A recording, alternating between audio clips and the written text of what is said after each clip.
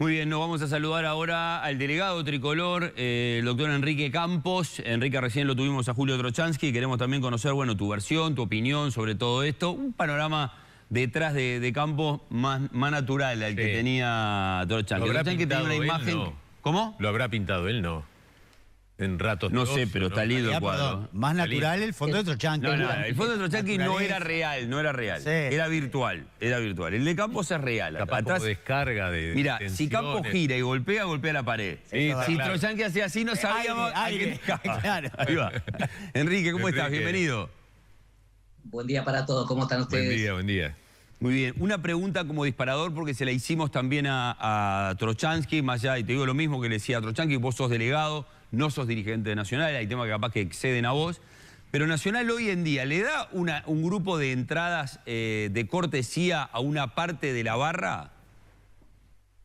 Lo primero que les tengo que responder para contextualizar y para ser preciso es que efectivamente, como tú dices, no integro la directiva titular, soy suplente de uno de sus miembros, pero con relación a la pregunta en concreto, es resorte de la reunión de coordinación previa que siempre se hace a nivel de seguridad, con presencia de las autoridades del Ministerio del Interior, y luego en la reunión con la mesa ejecutiva, establecer los diferentes detalles de los encuentros.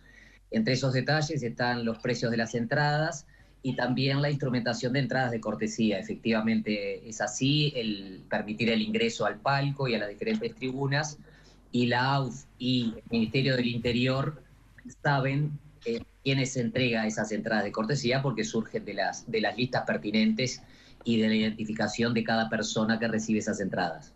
Muy bien, Nacional tomó la decisión de ir al Tribunal de Apelaciones. Tengo entendido que fue una reunión en la que obviamente estaba tu opinión, una opinión muy escuchada en Nacional y más por este tema. ¿También estaba Navascués? ¿Navascués dio su opinión, su veredicto sobre qué hacer en esto? También estaba, de hecho, estuvimos trabajando con Hernán en el primer proyecto, en el primer borrador del escrito de recursos, y efectivamente se reciben opiniones y más aún de gente tan avesada y experiente como lo es nuestro querido Hernán. Sí, ¿a dónde va a apuntar la apelación de Nacional, Enrique? ¿Qué va a cuestionar? La apelación de Nacional va a estar centrada, primero que nada, en las sanciones recibidas y luego en la instrumentación de una de esas sanciones. Entendemos, yo lo he dicho reiteradamente en los últimos días y también lo dijimos en los descargos, así como en los alegatos de la audiencia realizada ante la comisión disciplinaria, que sin menospreciar en absoluto ni referirnos indebidamente a las acciones sufridas que son de público conocimiento, entendemos que por la propia coherencia que debemos reclamarle a los órganos juzgadores, como es el caso de la comisión disciplinaria, no podemos dejar de mencionar lo sucedido en el encuentro entre Cerro y Peñarol, en el estadio de Peñarol, en el torneo Apertura 2025, o sea, hace muy poquito tiempo, creo que no más de 2 meses. Allí la comisión disciplinaria definió y calificó los hechos en función de un artículo que sorprendentemente ahora en este fallo ni siquiera se considera ni se lo menciona, que es el artículo 5.9.1, que habla de conductas manifiestamente graves y en caso que sean colectivas, porque el lanzamiento de una bengala es a nuestro criterio es individual, pero en el peor escenario, si fuera colectivo, el artículo a aplicar sería el 5.9.1. Noten que en el caso, en la hipótesis del asunto de Cerro con Peñarol, donde se imputa conductas parciales de Cerro, no de Peñarol, se hace un raconto, un detalle de cada una de esas conductas.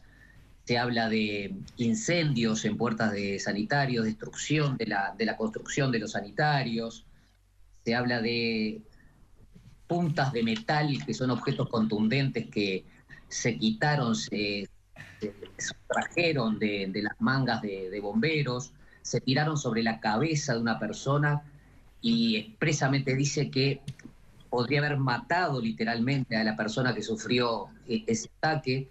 Se le dio 8 puntos en la cabeza, pero fue fruto del azar, porque el azar derivó en eso y podría haber sido absolutamente la muerte. Se habla también de gran cantidad de lanzamiento de pirotecnia, es decir, una serie de hechos que hablan de la gravedad de los mismos y de la potencialidad de riesgo, que terminó haciendo calificar a la comisión como manifiestamente graves. ¿Y por qué es tan importante centrarnos en eso? Porque en esa oportunidad, en esa hipótesis, solamente se puede quitar un punto. Lo dice expresamente ante partido concluido, dice el Código Disciplinario, es un punto solamente.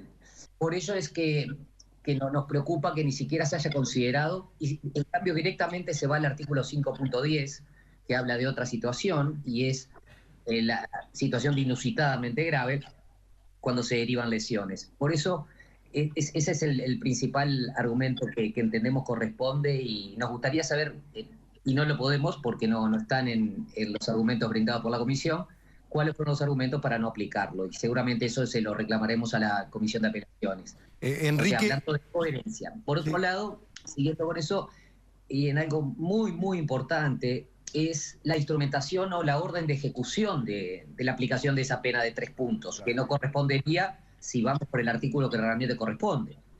Entonces, se habla de a texto expreso que sea en el clausura, cuando la normativa es clara, que si bien le da facultades a la comisión para determinar el alcance de la ejecución, dónde y cómo se ejecuta la sanción, no puede hacerlo en forma libre, a su mero arbitrio, y no da argumento ninguno, simplemente se apoya en el artículo 5, y justamente el artículo 5 reiteradamente establece que la quita de puntos es en el mismo torneo, no en otro torneo diferente. Y cada torneo que conforma el campeonato uruguayo tiene su identidad propia.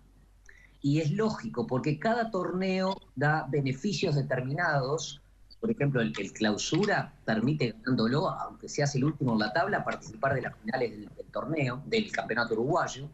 Entonces, realmente el perjuicio es muy grande por la no aplicación concreta y correcta del artículo 5.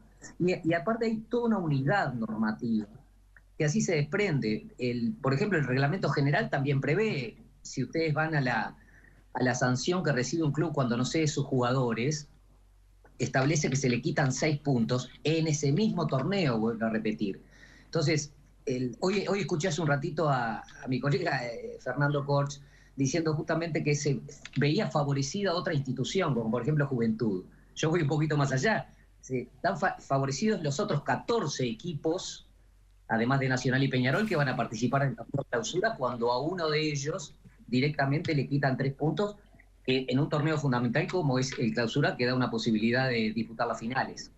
Ahora, Enrique, esto te lo pregunto porque, a ver, entiendo la argumentación, vos entendés que esos puntos deberían ser quitados del mismo torneo. Es decir, estamos hablando de un torneo intermedio del año que viene.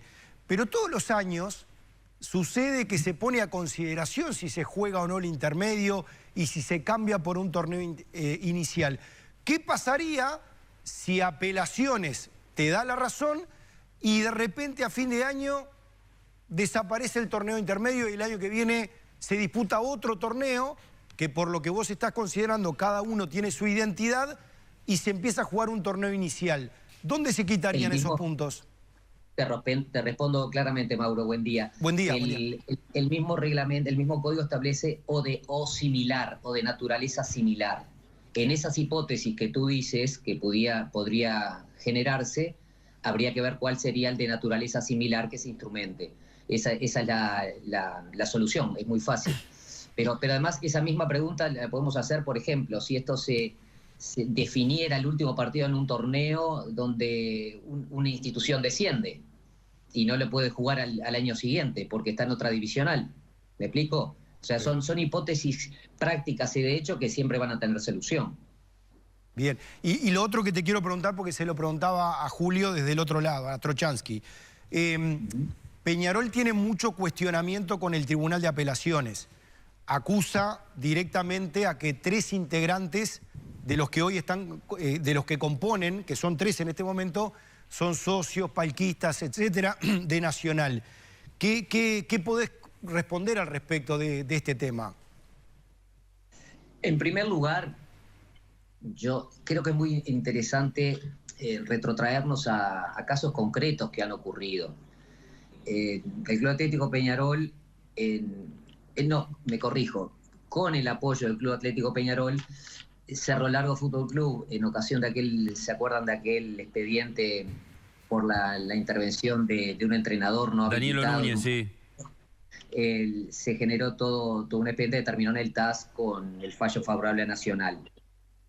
Y en ese mismo expediente, Cerro Largo Fútbol Club, repito, con el apoyo de Peñarol, en esa ocasión formuló un incidente de recusación por estos mismos argumentos que tú estás mencionando.